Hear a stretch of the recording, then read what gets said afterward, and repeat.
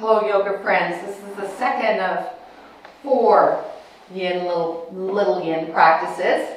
I'd like you to have your bolster or your blanket or your blocks kind of a third of the way down.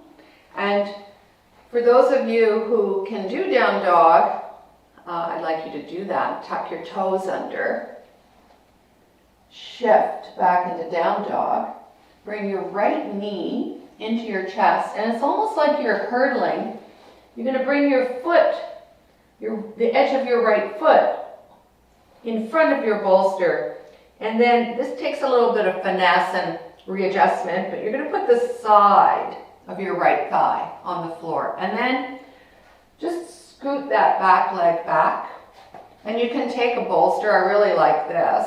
Now keep this right foot flexed. Try to be even. Some of you will be up here. You're already feeling a whole bunch of things, and that's perfectly fine. We want to get to the place where we can feel and we can breathe.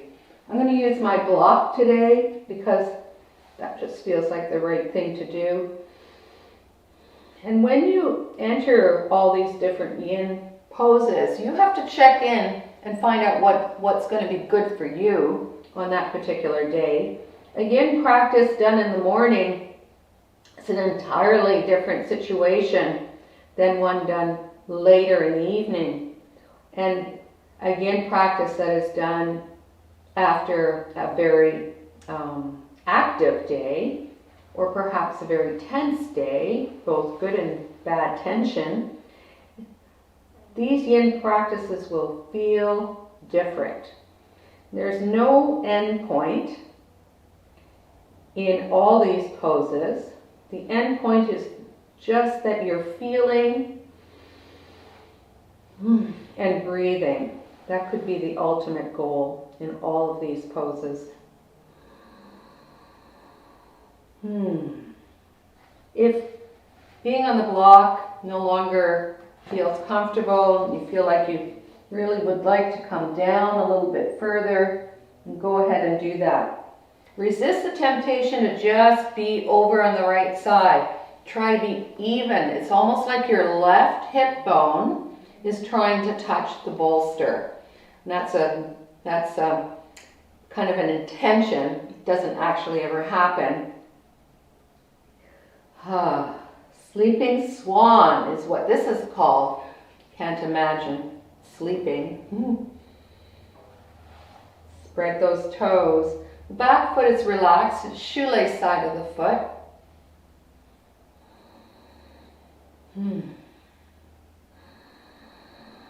Inhaling, exhaling. Some of you will be able to feel your ribs moving on your thigh, and that's kind of a nice thing.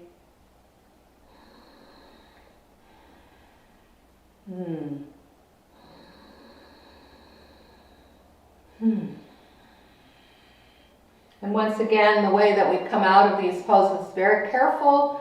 We want to preserve the space that we've created, and we don't want to hurt our knees, our right knees. So you're going to come up very carefully, plant your hands, lift the back knee, press the back heel away. Now get your elbows nice and bendy and press the earth away, and then just heel toe that right foot around, circle it around to the left, and then come down into a child's pose and feel. Notice the differences between the left and the right side. Maybe even shift your hips from left to right so that you can feel that. Other side. Bring your hands forward. Move into your version of a down dog, which only has to be for the transition into Sleeping Swan with a bolster. Bring your left knee into your chest. Flex your left foot.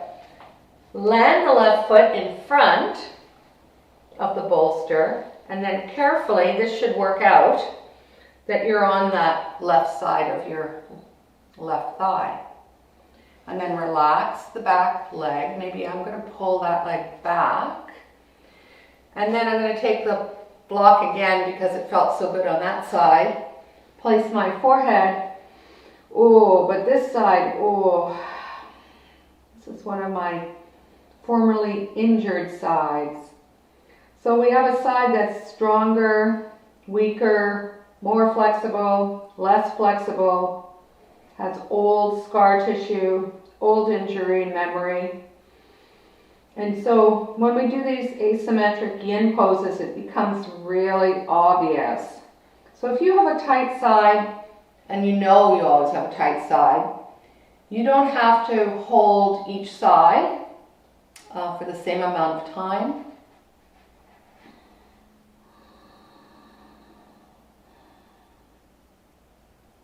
In case you were wondering, we're holding these poses for 5 minutes on each side. But if you need to hold one side for a little longer, go ahead. Breathing.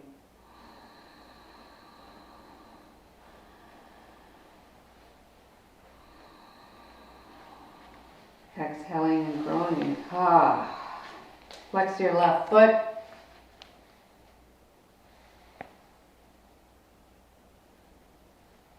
Remember, you can take your block, put it aside. You can even, one of the nice ways actually is kind of very comforting, is the hands on either side of your face, just holding your head up. It's a very comforting feeling.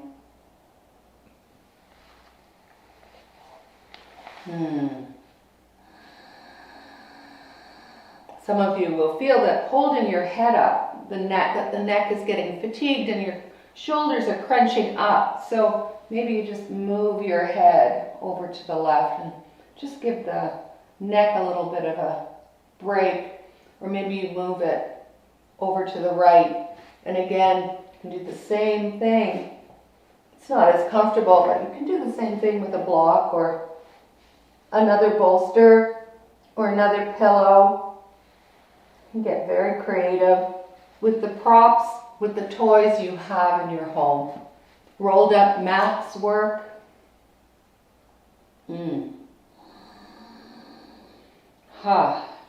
I'm really feeling this side today. Remember, and I'm doing what I just said that you shouldn't do. Shouldn't just try to avoid the feeling. Try to get even over the bolster. So you feel the whole length of the IT bands and a whole bunch of other things on the left side. Okay, carefully coming up. Tuck your back toes first. Press the back heel away, lift the back knee. Using your fingertips, we want to go so slowly. So we want to be careful and we don't want to undo what we've just done.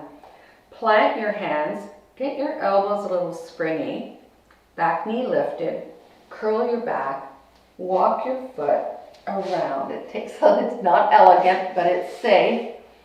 And then bring both knees to the floor. Sit back.